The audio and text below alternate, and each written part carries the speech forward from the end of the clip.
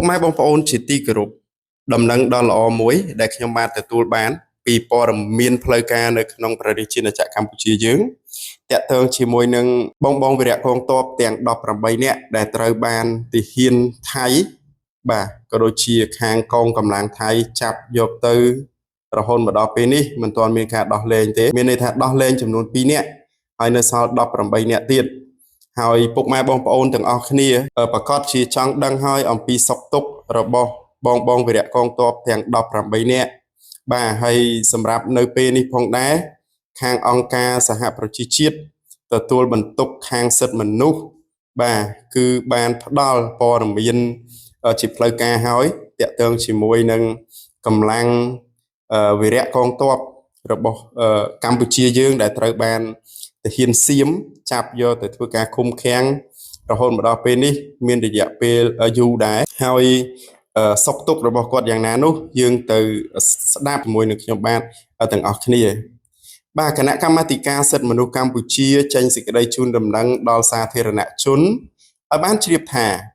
នៅថ្ងៃទី10ខែតុលាឆ្នាំ2025ឧត្តមស្នងការនៃការិយាល័យឧត្តមស្នងការអង្គការសហប្រជាជាតិទទួលបន្ទុកសិទ្ធិមនុស្ស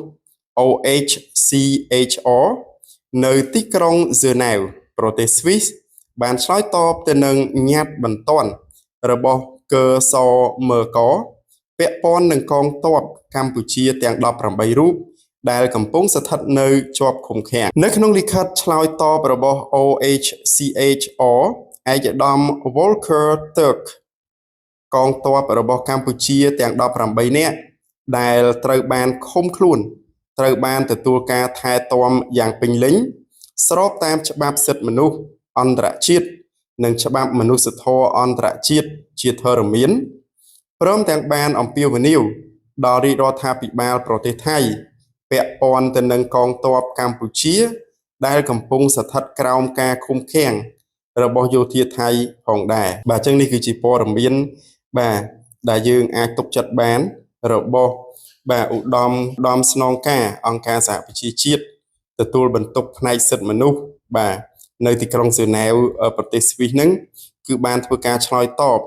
ទៅនឹងញត្តិបន្ទាន់បាទគឺរបស់កសមកពាក់ព័ន្ធទៅនឹងទាហាន18រូបបាទដែលស្ថិតនៅក្រោមការឃុំឃាំងនៅឯប្រទេសថៃនោះគឺលោកបានឲ្យដឹងថាបាទគឺឯកឧត្តម Volker Turk ហ្នឹងគឺគាត់បានឲ្យដឹងថាទាហានកម្ពុជាយើងទាំង18នាក់ដែលត្រូវបានឃុំខ្លួនត្រូវបានទទួលបានការថែទាំពេញលេញស្របតាមច្បាប់សិទ្ធិមនុស្សអន្តរជាតិនិងច្បាប់មនុស្សធម៌អន្តរជាតិជាធរមានបានអំពាវនាវបាទធ្វើការអំពាវនាវដល់រាជរដ្ឋាភិបាលថៃផងដែរពាក់ព័ន្ធជាមួយនឹងទាហានយើងទាំង18នាក់អញ្ចឹងនេះគឺជាព័ត៌មានមួយដែលធ្វើឲ្យពុកម៉ែបងប្អូនទាំងអស់ដែលកំពុងតែគិតព្រួយបារម្ភក៏ដូចជាសាច់ញាតិបងប្អូនរបស់បងវីរៈកងទ័ពដែលជាប់ឃុំនៅឯប្រទេសសៀមហ្នឹងគឺមានការធូរចិត្តបាទធូរចិត្តទាំងអស់គ្នាទាំងខ្ញុំទាំងបងប្អូនប្រជាពលរដ្ឋទូទាំងប្រទេសកម្ពុជាទាំងអស់បាទមានការធូរចិត្តជាខ្លាំងហើយនេះគឺជាព័ត៌មានដែលយើងដឹងហើយយើងសប្បាយរីករាយទាំងអស់គ្នាតែអ្វីដែលយើងចង់បានលើសពីនេះទៅទៀតគឺការដោះលែងបាទគឺវីរៈកងទ័ពទាំង18នាក់របស់យើងហើយយើងនឹងបន្តតាមដាននៅស្ថានភាពតាក់ទងជាមួយនឹងការដោះលែងក៏ដូចជាការឃុំឃាំងបាទវីរៈកងទ័ពទាំង18នាក់ស្របពេលដែលថ្នាក់ដឹកនាំយើងកំពុងតែ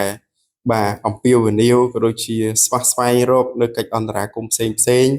ដើម្បីឲ្យមានការដោះលែងនៅវីរៈកងទ័ពរបស់យើងឲ្យបានឆាប់ៗផងដែរបាទសូមអរគុណ